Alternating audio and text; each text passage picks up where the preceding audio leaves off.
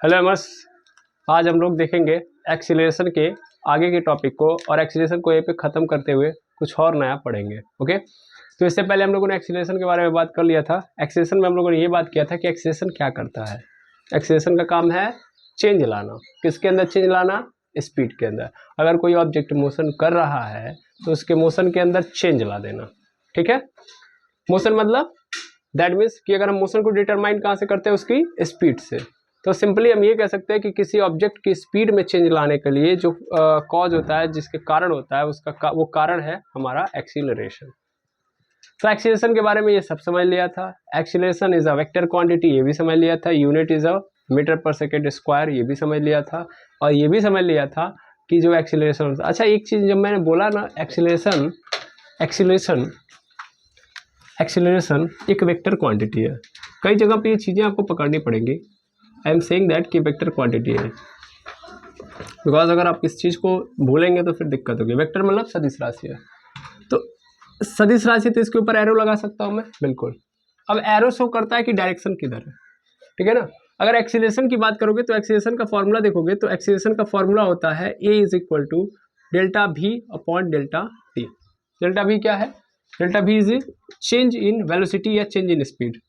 Change in speed बोल सकते हो, बिल्कुल sir. And change in time, in time के अंदर कितना टाइम इंटरवल बोल सकते हो, या टाइम के अंदर कितना चेंज हो रहा है, ये बोल सकते हो। अब खुद ऑब्जर्व करो तो ये भी क्या है? वेक्टर क्वांटिटी है। तो एक्चुअल में मैं ये समझाना चाहता हूँ कि देखो यार, एक्सीलरेशन की जो डायरेक्शन होगी वो वेलोसिटी के डायरेक्शन की ओर होगी।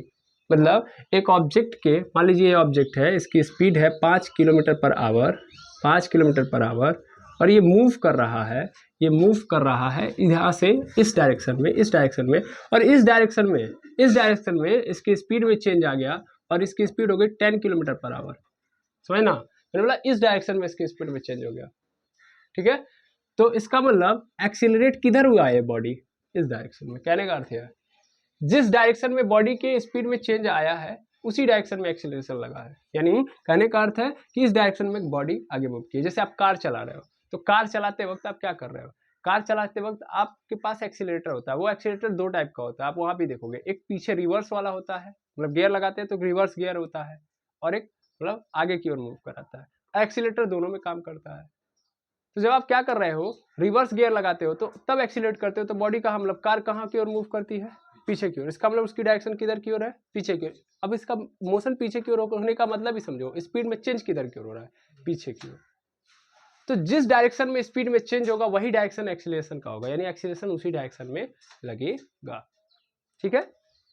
वैसे हम लोगों ने ये भी बोला कि ये वेलोसिटी भी क्या है? वेलोसिटी भी वेक्टर क्वांटिटी। तो वेलोसिटी की डायरेक्शन किस पे डिपेंड करती है? सर वेलोसिटी की डायरेक्शन डिपेंड करती है क्योंकि वेलोसिटी इज इक्वल टू क्या होता है? Displacement upon time. और यहाँ पे फिर देखो तो displacement is also a vector quantity. तो डिस्प्लेसमेंट की डायरेक्शन जिधर होगी उधर ही किसकी डायरेक्शन होगी? वेलोसिटी की डायरेक्शन होगी, ठीक है ना। जैसे जैसे समझो, यहाँ से एक ऑब्जेक्ट स्टार्ट करता है चलना और यहाँ पे आ जाता है, ठीक है ना। ए से सी पे, ये बी पॉइंट है, सी पे पॉइंट है। तो ए से बी पे गया, बी से सी पे गया, इन यहाँ पे आ गया है, यहाँ पे रुक गया है। तो डिस्प्लेसमेंट कितना हुआ? सर जहाँ से स्टार्ट किया ये रहा स्टार्टिंग पॉइंट, जहाँ पे एंड किया इसके बीच में शॉर्टेस्ट डिस्टेंस, यही डिस्टेंस होगी, बिल्कुल। तो ये डायरेक्शन होगी ना, ये डिस्प्लेसमेंट की डायरेक्शन कौन सी है? डिस्प्लेसमेंट किस डायरेक्शन में हुआ है? सर इस डायरेक्शन में। तो वेलोसिटी की भी डायरेक्शन किस डायरेक्शन में होगी? इसी डायरेक्शन में होगी। समझ में आया? वेलोसिटी की डायरेक्शन ये होगी। अगर मान लो ऐसे होता कि एक ऑब्जेक्ट स्टार्ट कहाँ से किया है? सी से स्टार्ट किया है और कहाँ पे गया है? ए पे। तो इसका मतलब ये कहाँ से कहाँ गया है? सर यहाँ से स्टार्ट किया चलना और यहाँ पे गया है, इस डायरेक्शन में। तो डिस्प्लेसमेंट किस डायरेक्शन में हुआ है? इस डायरेक्शन में। तो डिस्प्लेसमेंट से इस डायरेक्शन में, तो वेलोसिटी यानी स्पीड भी इसकी किस डायरेक्शन में देखेंगे हम लोग? वेलोसिटी भी किस डायरेक्शन में? इसी डायरेक्शन में। समझ में आया? तो ये होता है कंडीशन कि अगर एक वेक्टर क्वांटिटी है तो हो ना हो किसी ना किसी पे वो डिपेंड करेगी। आई बात समझ में, है ना। आई होप यहाँ तक क्लियर हो जाना चाहिए, ठीक है। चलिए, और एक्सेलरेशन के बारे में आप लोगों ने अच्छे से समझ लिया। अब एक बात और समझिएगा, एक्सेलरेशन का काम क्या है? चेंज लाना। तो अब ये चेंज दो टाइप का हो सकता है। जैसे स्पीड की ही बात किए थे, तो किसी ऑब्जेक्ट की जो स्पीड हो सकती है वो कई सारे टाइप की हो सकती है। जैसे हम चला रहे हैं तो ऑलवेज हमारी स्पीड बराबर थोड़ी ना हो सकती है ना। हमारी स्पीड में जो चेंज आ रहा होगा या तो वो बराबर होगा। जैसे आप गाड़ी चला रहे हो, सपोज कर लो गाड़ी चला रहे हो, तो गाड़ी चलाते वक्त क्या होगा, आपकी स्पीड कभी 50 किलोमीटर पर आवर रहेगी, कभी 60 किलोमीटर पर आवर रहेगी, कभी 40 रहेगी। तो ऑलवेज आपकी स्पीड में क्या हो रहा होगा, चेंज। और हर बार स्पीड में चेंज होने का मतलब हर बार एक्सीलरेशन। तो अगर ऐसा एक्सीलरेशन में चेंज, मतलब ऐसा चेंज आ रहा है कि हर बार बराबर चेंज आ रहा है, हर बार क्या आ रहा है, बराबर चेंज, यानी हर सेकंड में आपकी स्पीड क्या हो रही है, बढ़ रही है। हर सेकंड में आपकी स्पीड क्या हो रही है, बढ़ रही है। जो बढ़ रही है यानी स्पीड में जो चेंज आ रहा है, इंक्रीजमेंट हो रहा है, वो बराबर है, यानी 1 सेकंड के अंदर 5 किलोमीटर पर आवर आपका बढ़ जा रहा है। जैसे अभी आपकी गाड़ी 20 किलोमीटर पर आवर पे है, 1 सेकंड बाद कितने पे हो जाएगी, 25, फिर 1 सेकंड बाद 30, फिर 1 सेकंड बाद 35, ऐसे बढ़ रहा है। तो इसको क्या बोलेंगे, क्या हो रहा है, यूनिफॉर्म चेंज ला रहा है। यूनिफॉर्म चेंज लाने वाले एक्सीलरेशन को यूनिफॉर्म एक्सीलरेशन कहते हैं। और अगर मान लो चेंज यूनिफॉर्मली नहीं ले पा रहा है, मतलब जैसे 1 सेकंड, अभी पहले सेकंड में कितना बढ़ा है, मतलब आप एक्सीलरेट किए हो, एक्सीलरेटर पकड़े हुए, चाहे कार चला रहे हो चाहे बाइक चलाओगे तो एक्सीलरेटर ये है, और कार में देखोगे तो कहाँ पे होगा, नीचे होगा, है ना, वही चीज है। अब ध्यान से समझो, तो क्या होता है कि जब आप एक्सीलरेट कर रहे हो, कुछ इस तरीके से एक्सीलरेट कर रहे हो कि 1 सेकंड में पहले 10 बढ़ा और अगले वाले सेकंड में 20 बढ़ गया, तो आप बार बार ऐसे चेंज कर रहे हो, नहीं चेंज कर रहे हो, यानी यहाँ पे यूनिफॉर्मली आ रहा है। यानी 1 सेकंड में अगर मैं बात करूं तो पहले सेकंड में आया 10, तो अगले सेकंड में आप एज्यूम करोगे अगले सेकंड में 10 और बढ़ेगा। अभी 20 है तो 10 बढ़ गया, तो इसका मतलब कितना हो गया, 30, तो अगले सेकंड में कितना बढ़ेगा, 10 बढ़ जाएगा तो कितना हो जाएगा, 40, लेकिन अगले सेकंड में 50 हो गया। तो अब उसके अगले सेकंड में कितना होगा, एज्यूम कर पाएंगे हम, नहीं कर पाएंगे। वहाँ पे एज्यूम करना पॉसिबल नहीं हो पाता है, पता नहीं कितना कितना हो सकता है वो, है उसमें। तो जब ऐसा चेंज आ रहा है स्पीड के अंदर जो यूनिफॉर्म नहीं, यूनिफॉर्म मतलब इक्वल नहीं हो पा रहा है, हर बार पता नहीं कितना कितना आ रहा है, अजीबोगरीब चेंज ला रहा है। हाई स्पीड में चेंज आ रहा है, इसका मतलब एक्सीलरेशन आया, लेकिन वो एक्सीलरेशन ऐसा है कि स्पीड में ऐसा चेंज लेके आ रहा है कि अजीबोगरीब है। अजीबोगरीब मीन्स ऑलवेज जो चेंज है वो इक्वल नहीं है। तो that type of acceleration is called non uniform acceleration. अगर स्पीड में चेंज कैसा लेके आ रहा है, इक्वल लेके आ रहा है, तो फिर यूनिफॉर्म एक्सीलरेशन। ठीक है भाई, एक्सीलरेशन मतलब स्पीड में चेंज। स्पीड में चेंज कैसा हो सकता है, पॉजिटिव भी और निगेटिव भी, यानी स्पीड किसी की बढ़ भी सकती है और घट भी सकती है। वो ऑब्जेक्ट के ऊपर निर्भर करता है, यानी एक्सीलरेशन के ऊपर निर्भर करता है किस टाइप का एक्सीलरेशन लगा हुआ है। तो आई होप ये दोनों बातें समझ में आ गई। चलिए इन दोनों बातों को हम लोग लिख सकते हैं। यानी एक्सीलरेशन दो टाइप का, एक होता है uniform acceleration, non uniform acceleration.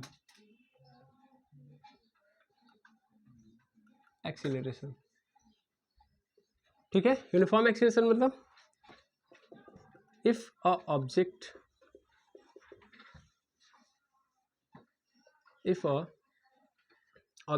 or body change its speed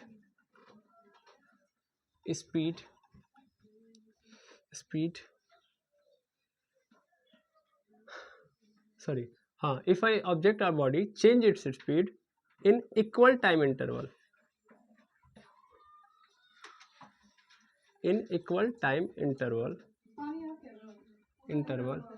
with equal speed, ठीक है ना, with equal speed, change its speed in equal time interval with equal speed, then body is uniform accelerated.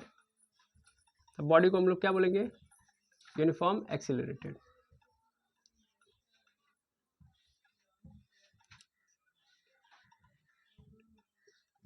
ठीक है, accelerated बोलेंगे। जबकि अगर क्या हो रहा है ऑब्जेक्ट के, यानी इफ अ ऑब्जेक्ट और body change its speed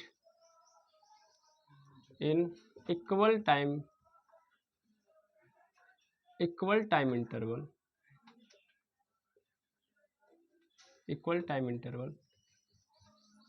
but not with equal speed, then body is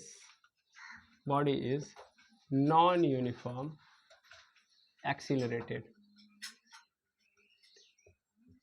ठीक है, नॉन यूनिफॉर्म एक्सीलरेटेड। ठीक है, जैसे समझो यहाँ पे आप समझना है, जैसे मान लो एक ऑब्जेक्ट है यहाँ पे, ये ए पॉइंट है, ये बी पॉइंट है, ये सी पॉइंट है, ये डी पॉइंट है। अब ए से बी तक मान लो इसके स्पीड में, मतलब यहाँ से ए से बी तक जाने में उसको लगा है 2 सेकेंड, और 2 सेकेंड में इसकी स्पीड मान लो यहाँ पे 50 मीटर पर सेकेंड की स्पीड से चल रहा था, ए पे 50 मीटर पर सेकेंड की स्पीड से था। जब ये बी पे आ रहा है तो बी पे इसकी स्पीड हो जा रही है 70 मीटर पर सेकेंड। कितनी हो जा रही है? 70 मीटर पर सेकेंड। फिर बी से सी पे जा रहा है तो 90 मीटर पर सेकेंड, 90 मीटर पर सेकेंड। सी से डी पे जा रहा है तो 110 मीटर पर सेकेंड। और हर बार जो टाइम लग रहा है बी से सी के बीच में भी कितना लग रहा है? 2 सेकेंड। सी से डी के बीच में भी कितना लग रहा है? 2 सेकेंड। दिख रहा है? ठीक है ना? हाँ सॉरी, एन ऑब्जेक्ट रहेगा यहाँ पे, एन ऑब्जेक्ट एन बॉडी रहेगा। ठीक है, देखिएगा यहाँ पे आते आते देखिए यहाँ पे 90 था, देखिए यहाँ पे 50 से 70, 70 से 90 और 90 से 110 हो गया। और हर बार कितने का टाइम लिया है? 2-2 सेकेंड। ध्यान से आप ऑब्जर्व करोगे तो कितना कितना इंक्रीज हो रहा है बार बार? 20-20 मीटर पर सेकेंड। हर 2 सेकेंड में कितना स्पीड में चेंज आ रहा है? अब मैं अगर चेक करूँ कि यहाँ से यहाँ तक के बीच में एक्सीलरेशन आया है, चूंकि स्पीड में चेंज आया है। अगर मान लो अगर यहाँ पे स्पीड में चेंज नहीं होता तो 50 से 70 नहीं होता, और 50 से 70 हुआ यानी स्पीड में क्या आया है? चेंज। तो एक्सीलरेशन तो आया है। चेक करते हैं एक्सीलरेशन कितना आया है। तो एक्सीलरेशन पॉजिटिव वाला है, लेकिन पहले देखो कैसे पता करते हैं। बाद में कितना है? तो बाद में हो गया 70, पहले कितना था? 50, घटा दो, टाइम कितना लिया? 2, तो 70 में से 50 जाएगा, कितना बचेगा? 20/2, कट गया, कितना आ गया? 10। एक्सीलरेशन कितना लगा हुआ है? यहाँ पे एक्सीलरेशन लगा हुआ है 10 मीटर पर सेकेंड स्क्वायर। ओके, यानी 10 मीटर पर सेकेंड स्क्वायर यहाँ पे एक्सीलरेशन है ए से बी के बीच में। ठीक है, फिर बी से सी के बीच में देखोगे, बी से सी के बीच में देखोगे तो बी पे कितना है? 90 मीटर पर सेकेंड है। सी पे कितना हो गया? सॉरी, बी पे कितना है? 70 है, और सी पे कितना हो गया? 90। फिर देखो चेंज कितना आया, तो बाद में कितना हो जा रहा है? 90, पहले कितना था? 70, टाइम कितना लिया? 2, 90 में से 20, 70 जाएगा 20, और फिर क्या हो जाएगा? 2, कट गया, कितना आ गया? फिर 10 मीटर पर सेकेंड, यानी यहाँ से यहाँ भी एक्सेलरेशन कितना है? 10 है। यही चीज यहाँ से यहाँ तक चेक कर लो, सी से डी के बीच में चेक कर लो, सी पे कितना है? 90, डी पे कितना है? 110। देखोगे तो फिर कितना आ जाएगा? 10, यानी एक्सेलरेशन यहाँ भी कितना है? 10। तो हर बार हर सेम टाइम इंटरवल में कितना एक्सेलरेशन लग रहा है? हर जगह पे इक्वल लग रहा है। तो अगर हमेशा जो एक्सीलरेशन है उसकी वैल्यू पूरे जर्नी में, अगर मैं पूरे पॉइंट ऑफ में डिवाइड करूं तो हर जगह क्या है? बराबर है, यानी एक्सीलरेशन क्या है? बराबर है। दैट मीन सिंपल समझो, तुम बॉडी को एक्सीलरेट कर रहे हो, यानी ये एक्सीलरेटर है, और एक्सीलरेटर को बस तुमने ऐसे कर लिया, ऐसे किया, अब बस इसी पे ठप कर दिया, एक्सीलरेट किया बॉडी को, लेकिन अब तुम ऊपर नीचे नहीं कर रहे हो, ऊपर नीचे नहीं कर रहे हो, एक पे रख दिया। बाइक होती है ना, तो बाइक का एक्सीलरेटर तुमने क्या किया? एक ही पे फिक्स कर दिया। गाड़ी की स्पीड क्या हो रही है? बढ़ रही होगी, लेकिन वो यूनिफॉर्मली बढ़ रही होगी। ठीक है ना? तो ऐसे एक्सेलरेशन को, इस टाइप के एक्सेलरेशन को हम लोग क्या बोलेंगे? Uniform acceleration. अब बार बार क्या कर रहे हो? ऊपर नीचे कर रहे हो, इधर उधर कर रहे हो। समझ पा रहे हैं? है ना? कहीं बहुत तेज स्पीड हो गई तो पूरा चारों ओर लोग डर के इधर से उधर हो जाए, और फिर अचानक से इतना स्लो हो गया कि बैलगाड़ी वाला तुमसे तेज चल रहा है। आया समझ में? समझ पा रहे हैं? तो अगर ऐसे कर रहे हो ऊपर नीचे ऐसे ऐसे करके, तो फिर का मतलब नॉन यूनिफॉर्म, और एक ही पे रोक दिए हो तब यूनिफॉर्म। सिंपल। स्पीड में चेंज आएगा दोनों जगह, क्योंकि तुमने एक्सीलरेटर पे हाथ रखा है, तो ऑलवेज क्या होगा? स्पीड में चेंज आएगा। एक्सीलरेटर पे तुमने टच किया तो एक्सीलरेशन स्पीड में चेंज आएगा, लेकिन अगर तुमने उसी पे रख के उसी पे ब्रेक कर दिया है, हाथ को ऊपर नीचे नहीं कर रहे हो, दैट मीन्स यूनिफॉर्म एक्सीलरेशन। हाथ ऊपर नीचे कर रहे हो, नॉन यूनिफॉर्म एक्सीलरेशन। स्पीड में चेंज होते रहेगा। और कैसे होगा? भगवान मालिक है। जैसे देखो यहाँ पे देख लो, हो वाली स्थिति देख लो, ए बी सी डी। अब देखो ए पे मान लेते हैं ऑब्जेक्ट 20 मीटर पर सेकेंड की स्पीड से था, ए पे 20 मीटर पर सेकेंड पे था, डी पे 40 मीटर पर सेकेंड हो गया, और यहाँ पे आ गया 50 हो गया, यहाँ पे आ गया 30 हो गया। ठीक है, चलो देखो ए से बी में कितना लगा? 2 सेकेंड, बी से सी में 2 सेकेंड, सी से डी में भी 2 सेकेंड। ठीक है, चलो देखो ए से बी पे गया तो कितना चेंज आया है? 20 से 40 हो गया, चेंज तो आया है, एक्सीलरेशन तो आया है। चलो देखते हैं, तो अगर मैं देखूंगा 20 से 40 टोटल देखा जाए एक्सीलरेशन कितना, तो बाद में कितना हो गया? 40, पहले कितना था? 20, टाइम कितना लिया? 2, 20 में से 40 में से 20 जाएगा, कितना बचेगा? 20/2, कट गया, कितना आ गया? 10 मीटर पर सेकेंड स्क्वायर। इसका मतलब यहाँ से यहाँ तक एक्सीलरेशन कितना है? 10 है। ठीक है, चलो यहाँ से यहाँ तक बी से सी तक देखते हैं। तो बी से सी तक देखो तो बाद में कितना हो जा रहा है? 50, यानी बाद में हो गया 50, पहले कितना था? 40, टाइम कितना लग रहा है? 2, तो देखा जाए 50 + 40 जाएगा, कितना बचेगा 10, 10/2 यानी कितना कट गया, 5 आ गया कि नहीं आ गया। यानी एक्सीलरेशन यहाँ पे क्या है 5 मीटर पर सेकेंड स्क्वायर, 5 मीटर पर सेकेंड स्क्वायर, यहाँ पे याद रखेंगे एक्सीलरेशन यहाँ पे 5 है। अब देखो सी से डी, तो सी से डी की बात करें तो बाद में कितना हो जा रहा है 30 है, पहले कितना था 50 है, पूरे के नीचे, ठीक है ठीक है, ध्यान से देखोगे बाद में कितना हो जा रहा है 30, पहले कितना था 50, पूरे के नीचे टाइम कितना लग रहा है 2। अब 50 में से 30 घटा दो, कितना हो गया -20/2 हो गया। अब देखो क्या होगा, यहाँ से कट जाएगा, कितना हो जाएगा -10 मीटर पर सेकेंड, तो ए इज इक्वल टू -10 मीटर पर सेकेंड स्क्वायर। क्या हो रहा है ऑलवेज पूरी जर्नी में देखो ए से डी तक देखा जाए तो कितना हो रहा है, ऑलवेज स्पीड क्या हो रही है, यानी चेंज हो रही है, लेकिन कैसी हो रही है, अलग अलग हो रही है, डिफरेंट डिफरेंट में हो रही है कि नहीं हो रही है। यानी हर बार बॉडी का एक्सीलरेशन सेम है नहीं, ऑलवेज चेंज हो रहा है, वेरी कर रहा है, एक्सीलरेट हो रही है बॉडी, लेकिन देखो यहाँ पे 10 के स्पीड से हो रही है, यानी ज़्यादा बढ़ा रही है, फिर यहाँ पे कम स्पीड हो गई, यहाँ पे फिर और कम हो गई, यहाँ पे डी एक्सीलरेट करने लगी बॉडी। देखो यहाँ पे ज़्यादा थी 10 मीटर पर सेकेंड बढ़ा रही थी स्पीड, अचानक से 5 मीटर पर सेकेंड केवल बढ़ा रही है, फिर उसके बाद 10 मीटर पर सेकेंड कम करने लगी है बॉडी, समझ में आ रहा है। तो यानी चेंज आ रहा है, बट कैसा आ रहा है, अलग अलग आ रहा है, यानी नॉन यूनिफॉर्मली आ रहा है। तो इसका मतलब ऐसे बॉडी को हम लोग क्या बोलेंगे, नॉन यूनिफॉर्म, यानी पूरी जर्नी में बॉडी कैसी रही, नॉन यूनिफॉर्म एक्सीलरेटेड रही, जबकि यहाँ पे यूनिफॉर्मली एक्सीलरेटेड रही, यहाँ पे नॉन यूनिफॉर्मली एक्सीलरेटेड बॉडी है।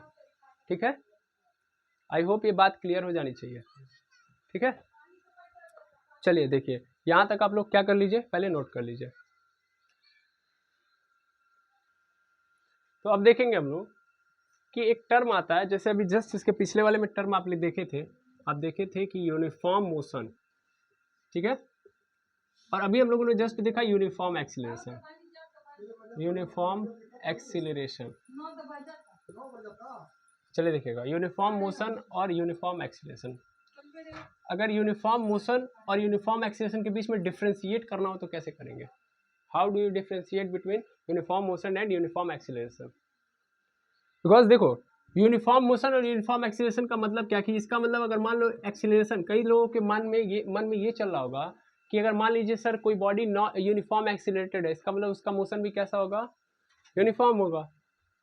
बट यहीं पे आप क्या हो जाएंगे, गलत, खत्म तो आप ऑलरेडी हैं, है ना। सिंपल कहने का अर्थ है कि भैया यूनिफॉर्म मोशन का मतलब नो चेंज इन स्पीड, और एक्सीलरेशन जब भी शब्द लग गया किसी के आगे, इसका मतलब चेंज इन स्पीड। मैंने आपको पहले ही बताया था ये बातें कि देखो यार मोशन होता है दो टाइप का, मोशन होता है दो टाइप का, यूनिफॉर्म मोशन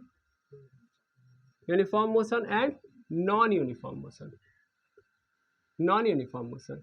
अब इसका मतलब सर क्या, यूनिफॉर्म मोशन मतलब no change in speed, no change in speed, speed यानी जो चाल है भैया उसके अंदर कोई चेंज नहीं आना चाहिए। और नॉन यूनिफॉर्म मोशन का मतलब कि change in speed, change in speed, speed के अंदर क्या आएगा, चेंज। अगर स्पीड के अंदर चेंज आ रहा है तब उस टाइप के मोशन को ही हम लोग क्या बोलेंगे, नॉन यूनिफॉर्म मोशन। और अगर स्पीड के अंदर कोई चेंज नहीं आ रहा है, इक्वल टाइम में इक्वल डिस्टेंस ट्रेवल किया जा रहा है, यानी हर 2 सेकंड में 10 मीटर चल रहा है तो हर अगले 2 सेकंड में भी 10 चलेगा, अगले 2 सेकंड में भी 10 चलेगा। लेकिन यहाँ पे ऐसा नहीं है, हर मतलब इस 2 सेकंड में अगर 10 चला है तो अगले 2 सेकंड में हो सकता है 20 चल जाए, अगले 2 सेकंड में हो सकता है 25 चल जाए। तो ऐसे अगर चल रहा है तो नॉन यूनिफॉर्म मोशन, यानी चेंज इन स्पीड है, यानी स्पीड में उसके क्या आएगा, चेंज। और जब भी स्पीड में चेंज आएगा तब आएगा एक्सीलरेशन। अब वहां पे बात आता है कि ये चेंज कैसा है। देखो भाई, change in speed is equal to acceleration, simple बात समझ लो। ये नॉन यूनिफॉर्म मोशन का कारण कौन है, एक्सीलरेशन, कहने का अर्थ यह है, यानी नॉन यूनिफॉर्म मोशन का मतलब एक्सीलरेशन, एक्सीलरेशन आया तभी तो स्पीड में चेंज आया है। अब अगर मान लो ये स्पीड में चेंज दो टाइप का होता है ना, कि एक ऐसा चेंज है कि यूनिफॉर्मली हो रहा है, कि इक्वल टाइम में इक्वल चेंज लेके आ रहा है, इक्वल टाइम में इक्वल चेंज, तब उसी एक्सीलरेशन को हम लोग यूनिफॉर्म एक्सीलरेशन बोलेंगे। यानी एक्सीलरेशन भी फिर कितने टाइप में, यूनिफॉर्म और नॉन यूनिफॉर्म, ठीक है ना। यूनिफॉर्म मतलब इक्वल टाइम में इक्वल चेंज, ठीक है, इन स्पीड, इक्वल टाइम में इक्वल चेंज इन स्पीड। जबकि नॉन यूनिफॉर्म में इक्वल टाइम में different different change in speed. तो अगर इस तरीके से हो रही है कहानी तब हम लोग क्या बोलेंगे इसको, नॉन यूनिफॉर्म एक्सीलरेशन। क्लियर है बात? एक्सीलरेशन मतलब चेंज इन स्पीड। अगर ये स्पीड में चेंज इक्वल टाइम में इक्वल हो रहा है तब इसको बोलेंगे यूनिफॉर्म एक्सीलरेशन। एक बात याद रखिएगा कि यूनिफॉर्म मोशन के कंडीशन में कभी भी यूनिफॉर्म एक्सीलरेशन आ ही नहीं सकता, ठीक है ना। एक्सीलरेशन मतलब हमेशा नॉन यूनिफॉर्म मोशन हो रहा है, पहली बात क्लियर हो जानी चाहिए, ठीक है। अच्छा, इसके बाद ये भी समझ लीजिएगा कि हम जितना भी मोशन डिराइव करेंगे वो यूनिफॉर्मली एक्सीलरेटेड बॉडी पे करेंगे, यानी जो बॉडी यूनिफॉर्मली एक्सीलरेटेड रहेगी उसी पे ही हम लोग मोशन को या मोशन से जुड़े कॉन्सेप्ट को लगाएंगे। इसका कारण क्या है, क्योंकि हम उसकी स्पीड को एज्यूम कर सकते हैं, यानी आगे जो स्पीड होने वाली है उसको प्रेडिक्ट कर सकते हैं, उसको फाइंड आउट कर सकते हैं। अभी आप समझे ना कि अगर मान लीजिए मैंने बोल दिया कि एक बॉडी है वो एक्सीलरेटेड है यूनिफॉर्मली और उसकी स्पीड में चेंज आ रहा है, मतलब वो यूनिफॉर्मली एक्सीलरेटेड है, उसकी वैल्यू कितनी है 2 मीटर पर सेकेंड स्क्वायर। इसका मतलब हर सेकंड में कितनी स्पीड बढ़ा रही होगी, 2 मीटर पर सेकेंड। तो मैं आसानी से बता सकता हूँ कि 10वें सेकंड बाद अगर मान लीजिए अभी मुझे स्पीड पता है, अभी मान लीजिए रेस्ट में है, इसने स्टार्ट किया 2 मीटर पर सेकेंड स्क्वायर की स्पीड से चलना, एक्सीलरेशन से चलना, तो 10 सेकंड बाद कितनी स्पीड हो जाएगी उसकी, आराम से हम बता सकते हैं भाई, v minus you upon T. You क्या है, 0 है, v क्या है सर पता करना है, t कितना है 10, a कितना है 2, तो 2 से गुणा कर दिया, 20 आगे नहीं आ गया, यानी 10वें सेकंड बाद बॉडी कितने पे रहेगी, बॉडी की स्पीड कितनी हो जाएगी 20 मीटर पर सेकेंड, ये हो जाएगा। तो हम एज्यूम कर सकते हैं, जबकि इसमें हमको पता ही नहीं ना है वही वाली स्पीड रहेगी, इसमें कब हम बढ़ा रहे हैं कब घटा रहे हैं पता ही नहीं चलेगा। आई बात समझ में? तो दैट इज द मेन फंडा कि हम यूनिफॉर्म एक्सीलरेटेड बॉडी पे ही हम मोशन का कॉन्सेप्ट लगाते हैं, ना कि किसी अदर बॉडी पे, ठीक है। आई होप ये बात क्लियर हो गई होगी, ओके। तो इतनी बात आपको क्लियर रखनी है अपने माइंडसेट के अंदर। जितना भी कॉन्सेप्ट होगा, न्यूटन साहब ने जितना भी कॉन्सेप्ट लगाया है, एज्यूम किया है, अब आगे पढ़ेंगे न्यूटन लॉ ऑफ मोशन। तो जितना न्यूटन लॉ ऑफ मोशन है वो तभी अप्लाइड होगा जब यूनिफॉर्मली एक्सीलरेटेड बॉडी रहेगी। आई होप ये बात क्लियर हो गई होगी, ठीक है। तो यहाँ तक आप कंफर्म कर लीजिए। उसके बाद नेक्स्ट वीडियो में हम देखेंगे इक्वेशन ऑफ मोशन, और हम वो इक्वेशन ऑफ मोशन क्यों पढ़ते हैं इसको भी समझेंगे, ठीक है। तब तक का पूरा कॉन्सेप्ट आप समझ लीजिए। बस ये याद रखिएगा कि यूनिफॉर्मली एक्सीलरेटेड बॉडी पे ही हम काम करेंगे, ना कि नॉन यूनिफॉर्म एक्सीलरेटेड बॉडी पे, क्योंकि इसमें हम किसी भी टाइप के मोशन के लिए प्रेडिक्शन नहीं कर सकते, पता नहीं आगे बॉडी कैसे मूव करेगी, ठीक है। न्यूटन साहब का जितना कॉन्सेप्ट है वो किस पे है, यूनिफॉर्मली एक्सीलरेटेड बॉडी पे है, ठीक है ना। जहाँ पे आप नॉन यूनिफॉर्मली एक्सीलरेटेड बॉडी की बात करेंगे, न्यूटन साहब के मोशन का जो लॉ है वो क्या हो जाएगा, नहीं अप्लाइड होगा, ठीक है ना। F इक्वल टू एम में जो देखते हैं आप वो थोड़ा सा क्या हो जाएगा, डिफिकल्ट हो जाएगा उसके ऊपर अप्लाई करना, ठीक है। उस चीज़ की भी चर्चा करेंगे। और वहीं से एक फोर्स निकल के आता है बाद में, आप देखोगे स्यूडो फोर्स, ठीक है ना। स्यूडो फोर्स झूठा फोर्स, वो फोर्स नहीं होता है लेकिन उसके नाम पे स्यूडो फोर्स रखा गया है, झूठा फोर्स उसको बोलते हैं। सब कुछ समझा जाएगा, लेकिन बस ये भी फिलहाल में याद रखना है कि हम जितना भी मोशन के बारे में पढ़ेंगे यूनिफॉर्मली एक्सीलरेटेड बॉडी के बारे में ही पढ़ेंगे, क्योंकि हम प्रेडिक्ट कर सकते हैं, हम फार्मूला बना सकते हैं, और जिसको हम प्रेडिक्ट कर सकते हैं उसी का फार्मूला बना सकते हैं। जिसका हम अनुमान लगा के बता सकते हैं कि ये चीज़ ऐसे होगी, तभी हम उसका क्या बना सकते हैं, फार्मूला। ऑब्जर्व कर पा रहे हो ना, अगर तुम ऑब्जर्व कर पा रहे हो तभी फार्मूला बनेगा। Formula is nothing but it is a observation. Simple आप ऑब्जर्व किए हो जो, वही फार्मूला बना दिए हो, ठीक है। और वो तभी पॉसिबल है जब हम आगे एज्यूम कर सकते हैं कि आगे ये हो पाएगा, ठीक है। तो यहाँ तक क्लियर हो गया होगा। मिलते हैं नेक्स्ट वीडियो में। कोई भी डाउट हो तो टेलीग्राम चैनल पे या यूट्यूब सेक्शन में कमेंट सेक्शन में जरूर बताएं। Thank you very much aimers. बहुत इंपॉर्टेंट